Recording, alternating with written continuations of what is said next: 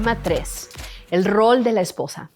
Efesios 5, 21 a 28 nos dice: sométanse unos a otros por reverencia a Cristo. Esposas, sométanse a sus propios esposos como el Señor, porque el esposo es cabeza de su esposa, así como Cristo es cabeza y salvador de la iglesia, la cual es su cuerpo. Así como la iglesia se somete a Cristo, también las esposas deben someterse a sus esposos en todo. Esposos, amen a sus esposas, así como Cristo amó a la iglesia y se entregó por ella para hacerla santa.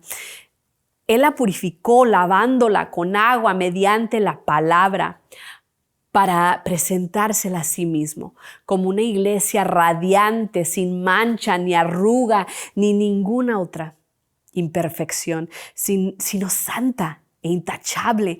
Asimismo, el esposo debe amar a su esposa como a su propio cuerpo. El que ama a su esposa se ama a sí mismo. Estos son los estándares, amiga, bíblicos para el matrimonio. Y como puedes ver y como te puedes dar cuenta, son bastante altos. Más adelante vamos a profundizar en ellos, ¿no? El mismo apóstol Pablo recomienda en 1 Corintios 7 a 8 que, siendo este el caso, que nos conviene más no casarnos, e incluso nos recomienda que sigamos su ejemplo. Las expectativas con las que las parejas llegan al matrimonio, la verdad, son muy altas, pero no con los estándares altos de Dios que vimos, sino con sus propios estándares egocéntricos que no involucran el sacrificio, la sumisión, ni el concepto de entrega o del amor de Dios. Por el contrario, estos estándares apuntan a que sea la otra persona en la relación la que nos llene y nos complemente perfectamente, de una manera totalmente idealizada e irreal. Entonces, ¿por qué hay tantos divorcios y separaciones en el mundo? Estos divorcios van incrementando. ¿Y por qué es así? Hay una visión errada del matrimonio. Como hemos visto en los diferentes estudios, vivimos en un mundo fallido. Desde el momento en que entra el pecado en el mundo con Adán y con Eva, ese mundo perfecto que Dios había creado para nosotros se corrompe. Desde entonces no existe nada que sea perfecto. Desaparece esa armonía perfecta en la naturaleza. Dejan de existir los seres perfectos y nos rodea un mundo quebrantado. Esa es la realidad. Todas las personas somos imperfectas y por lo tanto nuestras relaciones, cualquiera que sea, también lo serán. Y no podemos ni debemos esperar perfección de nadie, porque ninguna persona puede llenar esos estándares imposibles. Y es lo que sucede en esta visión distorsionada del matrimonio, en la que se ha puesto en un pedestal a la pareja perfecta que sencillamente no existe. Además de esto, otro problema de buscar a alguien que nos complemente es que, espiritualmente hablando, esto es idolatría. Como cristianas, nosotros debemos buscar nuestro complemento y propósito en Cristo y solo en Cristo. Si esperamos que nuestro esposo sea nuestro Dios, Él nos va a fallar siempre. No hay nadie que pueda llenar esas expectativas.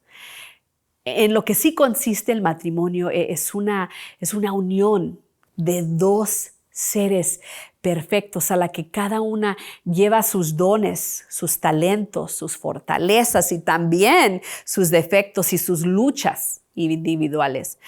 Por lo tanto, esta pareja idónea o perfecta está muy lejos de ser la realidad. No existe esa pareja idónea y perfecta.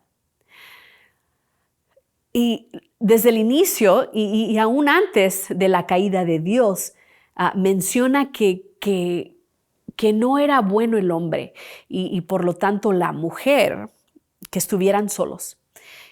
Y así fue la razón original para el regalo y la bendición del matrimonio. No pasemos por alto que antes que nada el matrimonio representa una amistad, un compañerismo, una compañía entre dos seres con la misma capacidad para ayudarse mutuamente, amiga.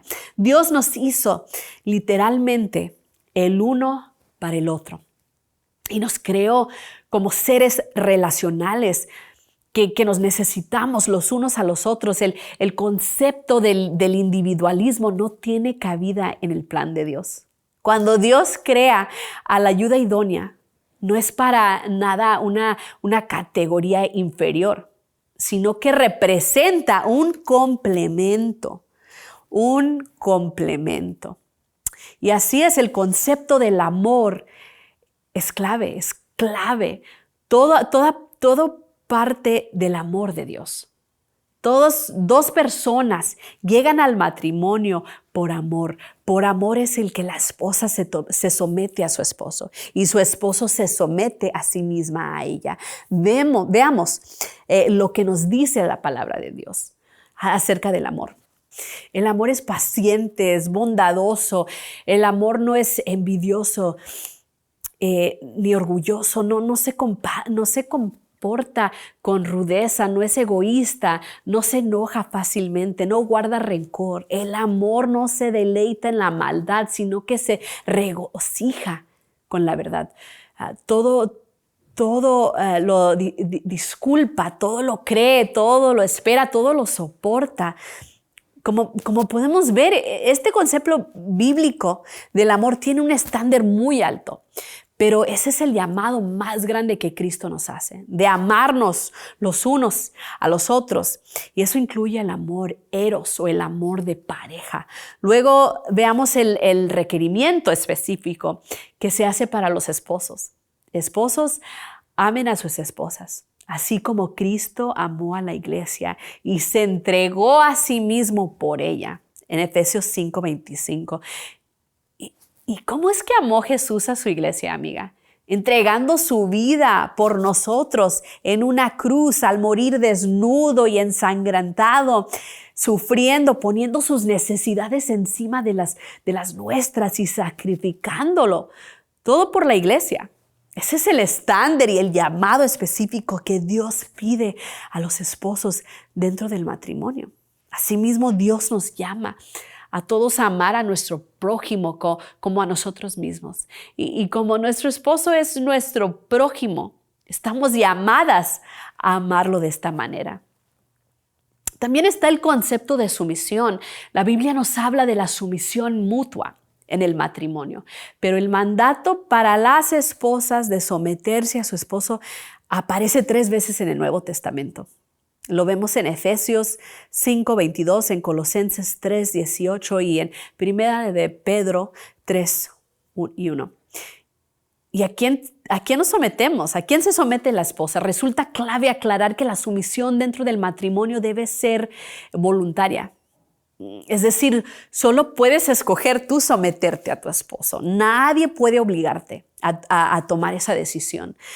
Es por amor a tu esposo, quien verdaderamente merece tu sumisión, que tú aceptas someterte. Si tú te encuentras sometida en contra de la voluntad, esto no es la sumisión de la que habla la palabra de Dios, sino un abuso contra tu propia persona, con la que Dios claramente no está de acuerdo. Hay pastores, de hecho, que les han recomendado a las esposas que en nombre de la sumisión aguanten los abusos verbales del esposo, infidelidades, violencia doméstica, etc. ¿Te das cuenta que esto no es congruente con lo que dice la palabra de Dios? Por eso aquí es clave que interpretemos el concepto de sumisión en armonía con el resto de la Biblia y con el concepto del amor. La palabra de Dios no justifica ni acepta ningún tipo de abuso o maltrato en el matrimonio y eso es un mito que debemos desmantelar.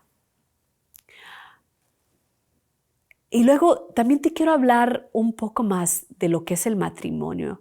En el matrimonio se unen dos personas creadas en completa igualdad, hechas a la misma imagen y semejanza de Dios, a las que Él les ha otorgado dones y talentos específicos. Entonces, los roles se definirán no en base al género, no en base de que Él es el hombre y tú eres la mujer, aparte de los mandatos para cada uno de someterse y amarse mutuamente, sino en base a esos dones y talentos que posee cada uno. Si la mujer tiene el don de administración, por ejemplo, y las finanzas, ella será quien se haga cargo de ello.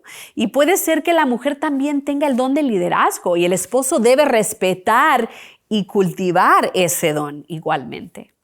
No hay una regla que diga que sea el esposo el que debe encargarse de una cosa o la otra, y resulta más sentido basar las atribuciones en base a los dones y los talentos que en base a que no tienen que ver con el género.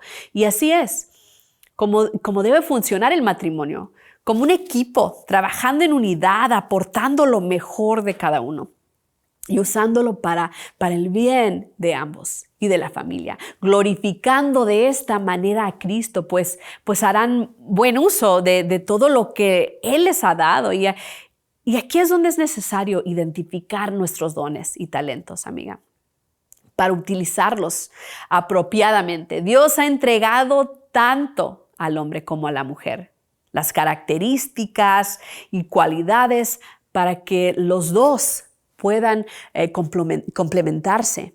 Pero eso aún dentro de nuestras diferencias, tanto el hombre como la mujer cuentan con las fortalezas y las capacidades para desempeñar el rol que a cada uno les pertenece.